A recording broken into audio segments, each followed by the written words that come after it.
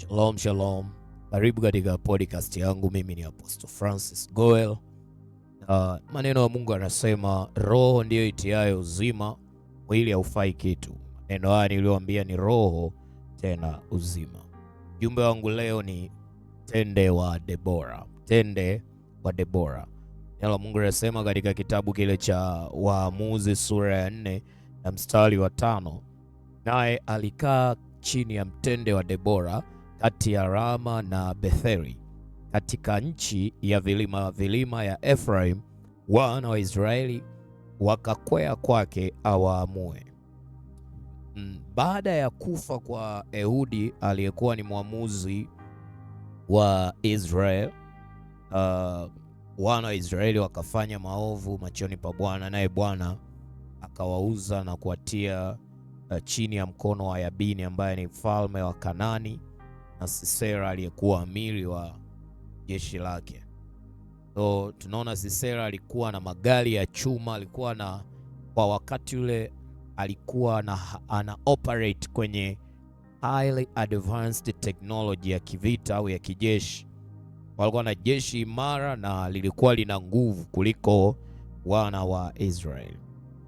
Sasa wana wa Israeli wakamlilia Mungu, wakamlilia Bwana wainulie mwamuzi atakayetangulia mbele yao na kuwaongoza katika watoa kwenye ule utumikishwaji, kandamizwaji na mateso dhidi ya Sisera. So kwenye wimbo wa Debora, baada ya ushindi dhidi ya utawala wa mfalme Yabini ambaye jeshi lake iliongozwa na Sisera aliyeuawa na mwanamke aitwaye Yaeli. Tafuta kitabu changu cha Yaeli, utaona nimeandika kwa habari ya mwanamke mwenye shabaha. Waamuzi sura ya 5 mstari wa 7 inasema, maliwali walikoma katika Israeli, walikoma hata mimi Debora nilipoinuka mimi ama katika Israeli. Hii ni dhahiri kuwa Israeli ilipita chini ya utawala wa mwamuzi mwanamke aitwaye Debora. Haitawahi kufutika ya kwamba taifa la Israeli iliwahi kupita chini ya maongozi ama ya kiroho ama maongozi ya kifalme au ya uamuzi wa mwanamke aitwaye Debora. Baada ya maliwali ambao ndo viongozi manake, walipokoma na kuogopa vita dhidi ya Sisera aliyekuwa na magari ya chuma, mwanamke akainuka. Baada ya watu ambao walitarajiwa kuwa ndo sauti katika taifa, walitarajiwa kuwa wapiganaji namba moja, walitarajiwa kuwa watu wakuu ambao wangeinuka kinyume cha uonevu wa kipepo wa shetani, lakini badala yake mwanamke ndiye aliyeonekana yuko tayari. Mungu yupo radhi kuwekeza mamlaka na nguvu zake katika kitu au mtu dhaifu, lakini mpondefu wa moyo, mwelekevu katika njia zake, ambaye anamcha Mungu na mtii, aliye tayari kumsikiliza Mungu. So jina la Debora linatokana na mzizi wa neno Devora, kumaanisha nyuki huyu ambaye anatengeneza asali. So ili jina limebeba uzito wa kinabii na kiroho. Linafunua mambo manne. Jambo la kwanza ni bidii na uzalishaji au kuzaa matunda. Namba 2 ni utaratibu na ushirikiano, order and organization. Namba 3 utamu, raha. Namba 4 ni ulinzi au tumaini. So ili natupa picha ya kuwa Debora alikuwa mwanamke ambaye uwepo wake ulitengeneza utamu au raha. Mtu yule ambaye akiwa kwenye familia ina experience peace, ina experience utulivu. Mke ambaye akiwa kwenye ndoa, mwanaume wake ana experience raha, ana experience utulivu wa kiakili. na sio kuchanganyikiwa. Mahali pengine mama akiwepo anakuwa ni vurugu, anakuwa ni mkali, anakuwa na utulivu, anakuwa yani hakuna utulivu. Nilikuwa naangalia ka video fulani kwenye mtandao wa kijamii, nikaona sijui kama ilikuwa ni content au ilikuwa ni kitu halisi, lakini niliona kitu ambacho naweza nigashare kikatuleta katika mafundisho kutokana na mada yetu ya mtende wa Debora. Mwanaume alikuwa amerudi kutoka kazini, alivyofika hakushuka kwenye gari, akawa amelala hapo masaa zaidi ya 12.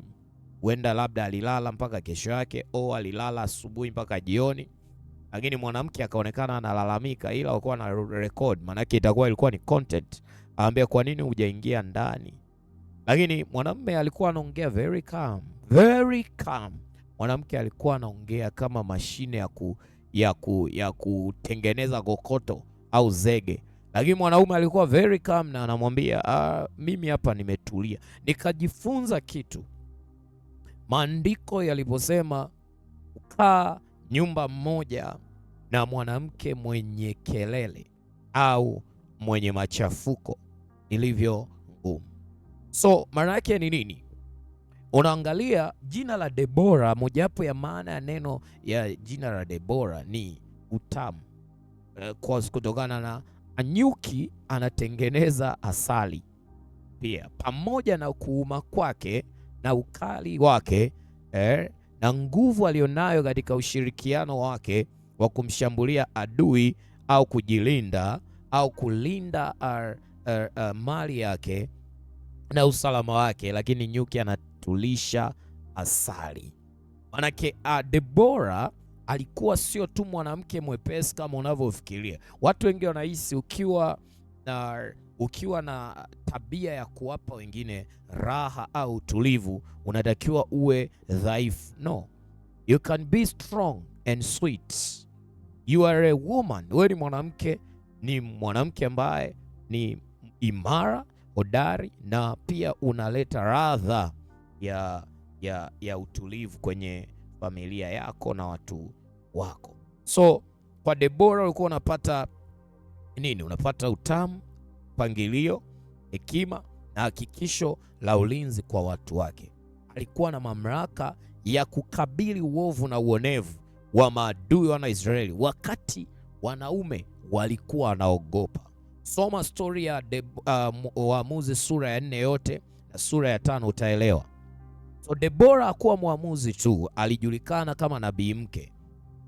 Debora alikaa chini ya mtende wa Debora na Waisraeli walimjia ili awaamue. Sasa nataka nikupe siri ya Debora kuwa Debora ambaye unamsoma kwenye Biblia na anakupa hamasa au motivation ya kutamani kuwa aina yake.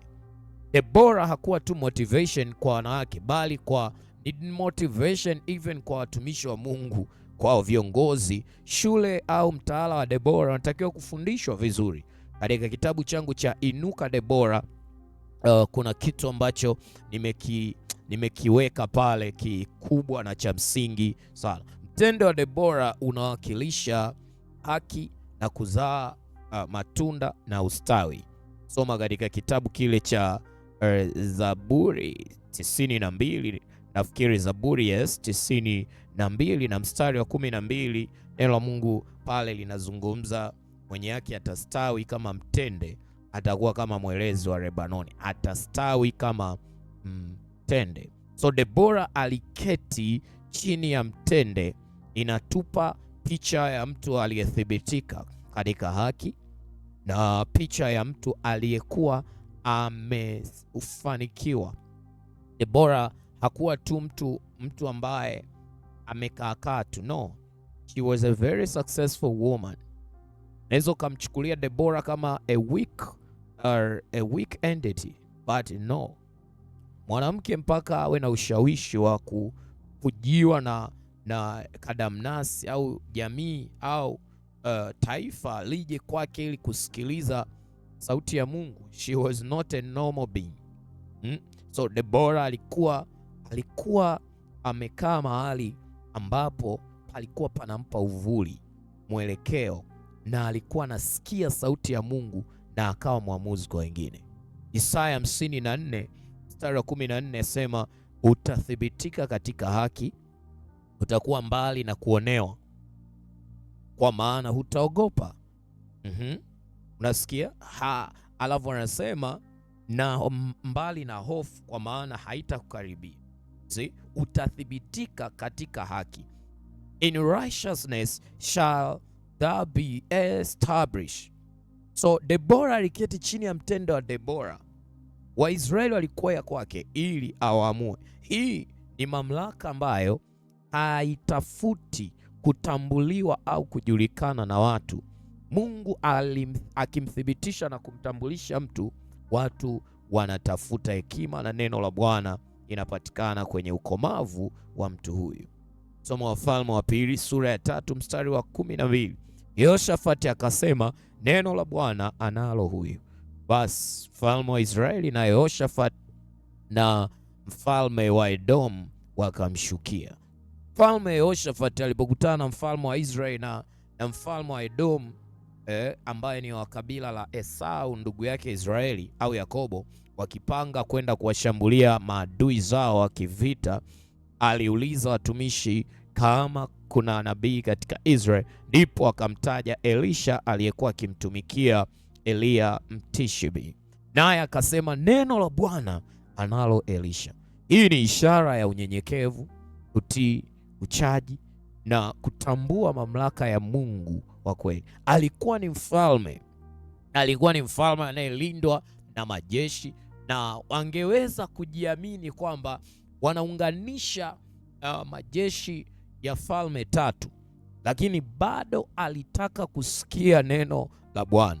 Hiyo ilikuwa siri na mafanikio na ushindi wa Yehoshafati siku zote za ufalme wake. Kiongozi ambaye alikuwa ananyenyekea, anabend, anainama kusikia maagizo ya kimungu. Mambo ya Nyakati wa Pili sura 20 mstari wa 20. Wakaamka asubuhi na mapema, wakaenda nje katika jangwa la Tekoa. Nao walipokuwa wakitoka, Yehoshafati akasimama akasema, nisikieni enyi Yuda nanyi wenyeji wa Yerusalemu, mwaminini Bwana Mungu wenu, ndivyo mtakavyothibitika; waaminini manabii wake, ndivyo mtakavyofanikiwa.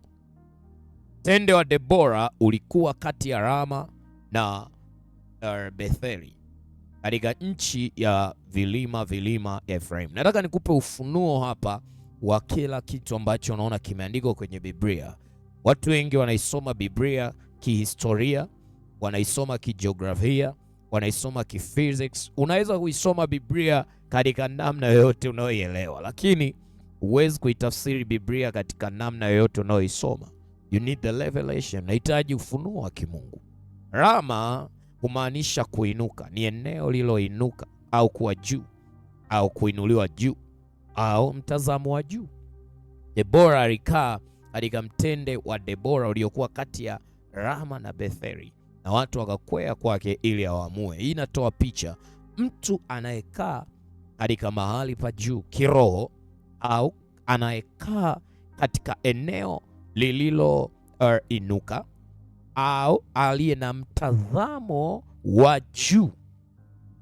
Anakaa mahali ambapo wengine wanafuata maelekezo ya kinabii, kifalme na majibu ya maisha yao. Manake anakaa juu ya watu wote. Rama ilikuwa ni mlango wa kiroho au madhabahu ambayo ilitoa mpenyo wa Mungu kuhusiana na Debora na kumpa nguvu na uwezo wa kiroho, akawa mwamuzi na nabii. Rama haikuwa tu sehemu ambayo kijiografia imepakana na ama Betheli au imepakana na makazi ya Debora. Debora alikuwa kwenye alikuwa tunasema kama kwenye njia panda. Alikaa kwenye kanjia panda, uelekeo fulani wa kiroho. So Rama ni up, inaashiria haki, haki, Rama inamaanisha inaashiria kuinuliwa, ambayo ni kama uadilifu na haki.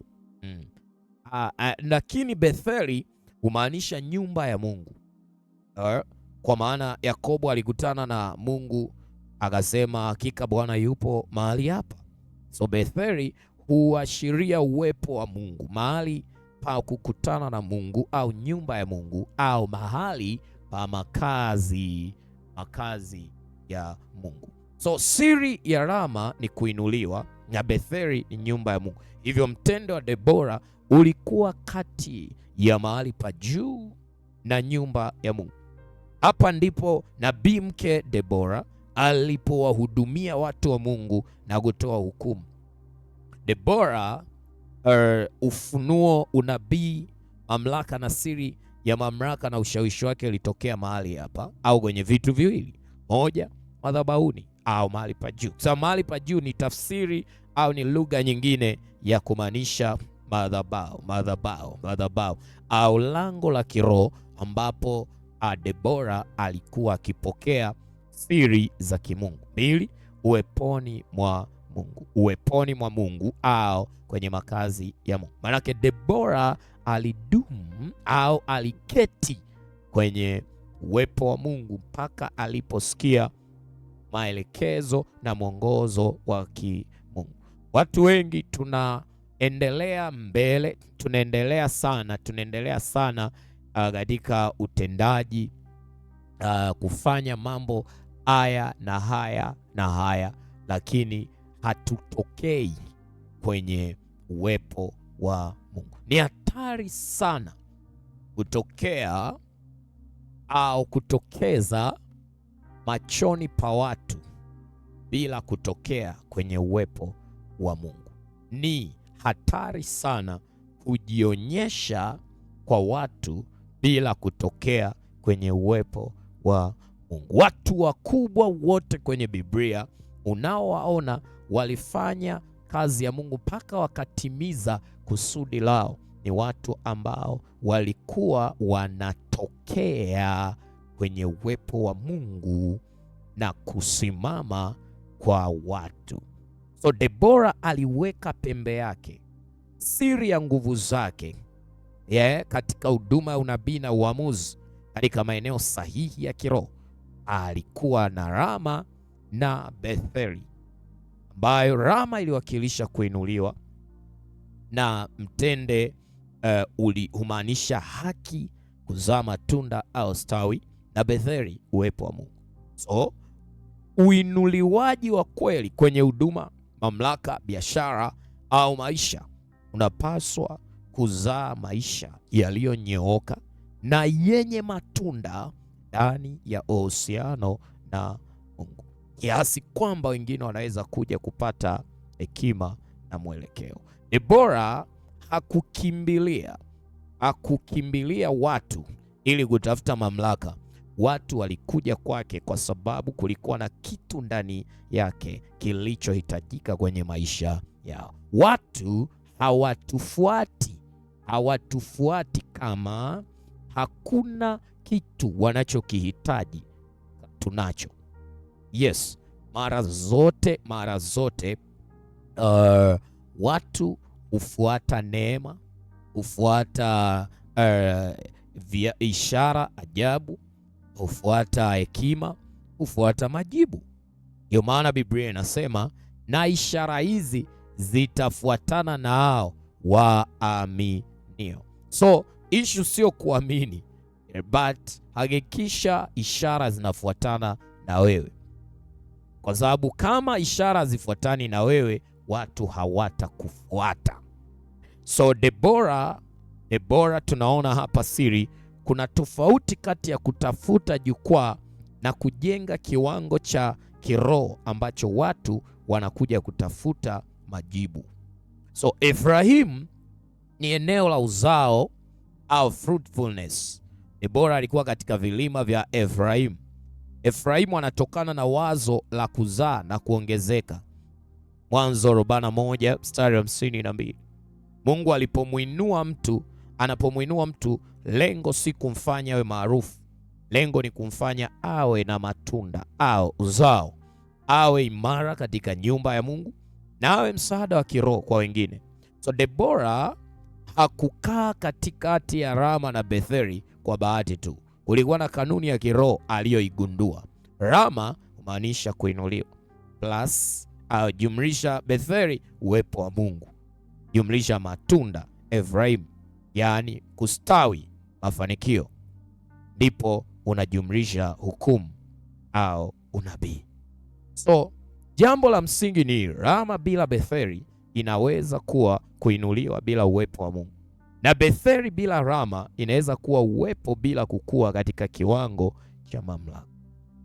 Lakini mtu anayekaa katikati ameinuliwa na Mungu, amekita mizizi, amethibitika katika nyumba ya Mungu na anazaa matunda, anaweza kuwa mahali pa watu kupata mwelekeo. So unapozungumza kwa bali ya ujumbe maalum wa inuka Debora, Waamuzi 5:7 sema maliwali walikoma katika Israeli, walikoma. Hata mimi Debora nilipoinuka mimi mama katika Israeli. Debora anajielezea yeye mwenyewe aliinuka na kuwa mama katika Israeli. Mungu alimuinua Debora kuwa moja, kurejesha utaratibu kwenye machafuko na kuchanganyikiwa. Nchi ilikuwa imepotoka na kuharibika katika misingi yake. Alipoinuka Debora akairejesha, kurejesha matumaini kwenye mashaka, kutoa mwelekeo kwenye kusita na kupoteza direction, kuwatetea watu wa Mungu kwenye uonevu na ukandamizwaji wa adui, kuwatia nguvu na kuwainua wengine pasi na kujijengea umaarufu na mafanikio binafsi. So Debora ni picha ya mwanamke aliyeitikia wito au tume wa Mungu baada ya watu wote kuogopa na kuacha. Israeli ilikuwa kwenye ukandamizwaji, Debora akainuka. Baraka alipokea maongozo, majeshi yakaongozwa, Sisera akapigwa, kisha Israeli wakapata wokovu, raha na utulivu kwa miaka 40. Tatizo alikuwa Sisera. Tatizo halikuwa tu ukandamizwaji wa Israeli. Tatizo, Israeli hakukuwa na mtu aliyeinuliwa kama taifa lenye nguvu, hodari na linalomcha Mungu. So ishu ya nchi kuwa kwenye tatizo fulani mnapoliona limekita mizizi, umaskini, dhambi, rushwa na uharibifu wowote, ujue kumekozekana ukuhani ndani ya mtu mmoja ambaye mwelekeo wake haupo katika ubinafsi, bali mwelekeo wake upo katika upo katika jamii. Jamii anayeona kwamba ili taifa linaweza kuwa takatifu, anayeona jamii inaweza kuwa na utajiri, inaweza kuwa na muunganiko wa kiroho. So Mungu alivyomuinua Debora, hakumuinua mtu tu, bali aliliamsha taifa na kizazi ili kufanyia kazi wito au kusudi lao. Hata sasa Tanzania, matatizo mengi tunayoyaona kama ni matatizo, sio matatizo makubwa. Tatizo kubwa Tanzania, hakuna mtu aliyeinuliwa kama taifa takatifu, kama Solabe Aregionovrakatesh, aliyeinuliwa kama taifa takatifu, aliyeinuliwa kama taifa takatifu. Narudia tena, ukikuta sehemu ukoo unateseka na umaskini, tatizo sio umaskini. Ukikuta mahali watu wanateswa na uzinzi, tatizo sio uzinzi. Hakuna mtu aliyeinuliwa kama utajiri. Hakuna mtu aliyeinuliwa kama utakatifu. Hakuna mtu aliyeinuliwa kama ukuhani. mtakatifu, taifa takatifu. Haki haikai kwenye nchi. Nchi na asili ya dhambi. Nchi, ili mradi shetani yupo kwenye eneo, ili mradi shetani yupo, hapawezi kuwa patakatifu. Utakatifu wa kimungu unakuwa introduced au unaanzishwa na mtu wa Mungu aliyeingia au kukaa mahali. Kanaani kabla ya Ibrahim kuja, palikuwa ni eneo la machafuko, uovu, dhambi, rushwa, upagani, ibada za sanamu. Lakini alipoingia Ibrahim, baba yetu wa imani, watu wakaanza kumjua Mungu waliyekuwa hawamjui. Kumbuka story ya mtumishi wa Mungu baba yetu katika utume, Paulo. Paulo alienda katika mji mmoja kwenye kitabu kile cha Matendo ya Mitume. Napenda sana ile story. Paulo alienda katika mji mmoja unaitwa Athene. Alienda Athene, alipokuta vitu vya ajabu vinaendelea Athene, akahojiana na pale na Wayahudi wanaomcha Mungu aliyokutana nao sokoni kila siku, lakini akakuta sehemu imeandikwa kwa Mungu asiyejulikana.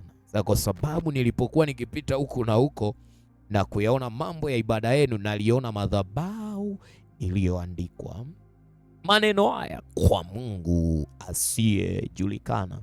Basi mimi nawahubirini habari zake yeye ambaye ninyi mnamwabudu bila kumjua, Mungu aliyeufanya ulimwengu na vitu vyote vilivyomo, yeye kwa kuwa ni Bwana wa mbingu na nchi, hakai katika hekalu zilizojengwa kwa mikono, wala hatumikiwi kwa mikono ya wanadamu, kana kwamba anahitaji kitu chochote, kwa maana ndiye anayewapa wote uzima na pumzi na vitu vyote. So listen carefully. Mahali popote unapoona uovu unashinda dhidi ya haki, uonevu unashinda dhidi ya haki, uwe na uhakika kuna madhabahu za giza zenye nguvu. Na hii haimaanishi kwamba Mungu ni dhaifu. Haimaanishi kwamba kanisa ni dhaifu. No. Hakuna mtu kwenye kanisa aina ya bora. Ni machozi yangu na kilio changu kwamba hivi ilivyo Tanzania, shida sio Tanzania. Hakuna mtu anayeiangalia Tanzania kwa jicho la kikuhani au la kinabii. Tumejisahau kwenye kuwekeza kwetu binafsi, familia zetu, watoto wetu, kanisa langu, huduma yangu. Baba wa imani, unapashwa kuamka katika eneo hili. Jenga taasisi kuliko kujenga umoja wa imani. Wengi wanajenga taasisi ambayo kwa macho ya mwilini inaonekana ni kitu kizuri, lakini tunampa Sisera nafasi ya kuendelea kudukandamiza. Urafiki na dhuluma, urafiki na rushwa, urafiki na uovu ni kujitengenezea mazingira ya Sisera kuendelea kudukandamiza. Hakuna ulinganifu wala umoja kati ya shetani na Yesu. Hakuna. Lazima utakatifu uwe tofauti na dhambi. Lazima. Hata kama kanisa lipo katikati ya watu wabaya, lazima lionekane kwamba kanisa ni takatifu. Baba yetu Mtume Paulo anasema, nilimposea Bwana bikira safi. Maana yake ni kanisa ambalo limezaliwa na injili isiyo na makando kando.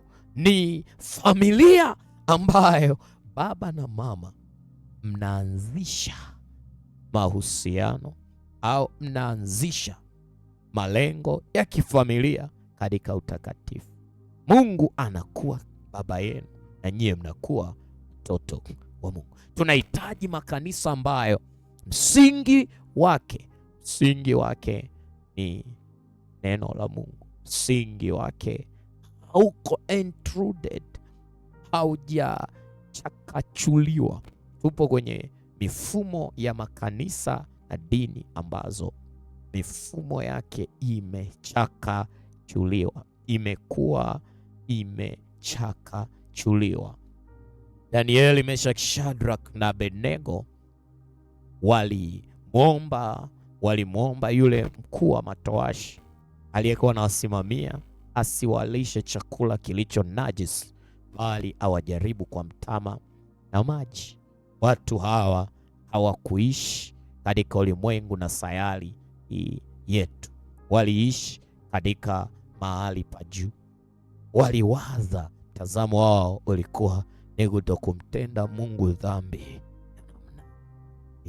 Yusufu anasema, nimtendeje Mungu wangu dhambi na uovu wa namna hii? Hawakuona kama kuzini ni anguko tu la kawaida, waliona kuzini kama uovu kubwa, great sin. Hawakuwa na kipimo cha dhambi ndogo au kubwa, waliona dhambi ni dhambi. Hiyo kilichowasababisha wakaishi maisha ya viwango, maisha ya uadilifu, maisha yaliyomfunua Mungu halisi katika taifa, hata kama ni ugenini. It is because they were men of stature. Baba zetu walikuwa ni watu wakuu wa imani kuu, watu wa imani isiyo na makando kando. Maledo kasatarabaya. Mungu anatafuta Debora. Mungu anatafuta mwanamke mmoja ambaye atainuka katika kizazi chake na imani kuu. Ndoa zimekuwa ni shida, zinasumbua. Hazisumbui tu wapagani, zinasumbua wachungaji, tena watu ambao ni wanawake. Ukiinuka mamangu, dadangu, rafiki yangu, ukawa ni mwombaji sana, ukawa ni mtu ambaye unamcha Mungu sana, uwe na uhakika vita yako haitakuwa rahisi, vita yako itakuwa kubwa. Shida sio vita, shida sio huyo mwanaume, no. Shida sio mwanaume, shida sio vita ulionayo. Umethibitika katika mtende wa Debora, unahitaji mtende wa Debora. Madhabahu gani ulioinua kwenye ndoa yako? Watu wengi mmeinua too much expectations kwa waume zenu. Listen my sister, mume wako sio Mungu. Mume wako ni binadamu wa kawaida. Ni anaweza kugafirika, anaweza kudakwa, anaweza kushikwa. So huwezi kumlinda kusema utatembea naye kila sehemu. Huwezi kukaa na simu yake ukakagua kama personal assistant wake, lakini unaweza kuprovide ulinzi wa kiroho kwa mumeo. Unaweza kumpa utulivu mumeo. Unaweza kumfanya awe na hakikisho kwamba Mungu yupo ndani ya mke wangu, ukiwa umeinua madhabahu ya Debora.